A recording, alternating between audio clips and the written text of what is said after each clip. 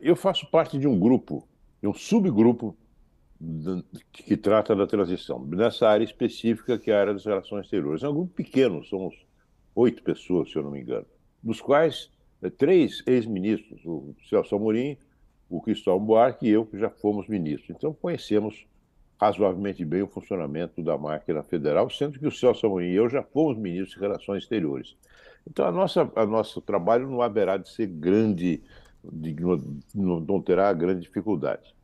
Assim como, porque nós não vamos fazer um programa, né? Muitas pessoas acham que essa equipe de transição vai fazer um programa de governo, o Lula governa. Não, o programa já está feito, e aquele programa está registrado no Tribunal Superior Eleitoral. Nós temos que pegar esse programa e verificar nessa área de relações exteriores o quais são as necessidades para esse início de governo, que é exatamente a transição.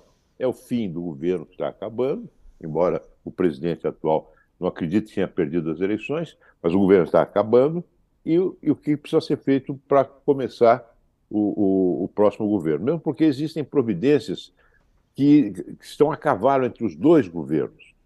Compromissos que foram assumidos, as sabatinas que são exigidas para que diplomatas possam assumir postos lhes foram designados, né? São viagens que foram já prometidas, visitas que já estão sendo recebidas. Então, essa é a transição que tem que ser feita de um lado para o outro. Do ponto de vista do nosso lado, assim como creio que todos nós temos que fazer um programa de governo, mas no nosso lado, nós temos como interlocutores um ministério bom, um ministério bem organizado, um ministério que existe há 200 anos.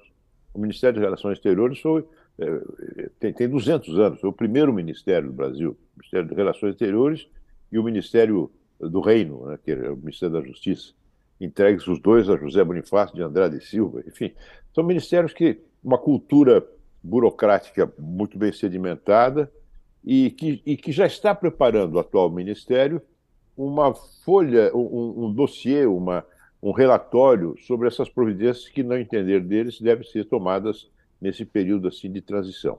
E nós vamos examinar e verificar se estamos de acordo, o que precisamos mais, vamos olhar o orçamento, se aquilo que está previsto no orçamento deste ano corresponde às necessidades no início do governo.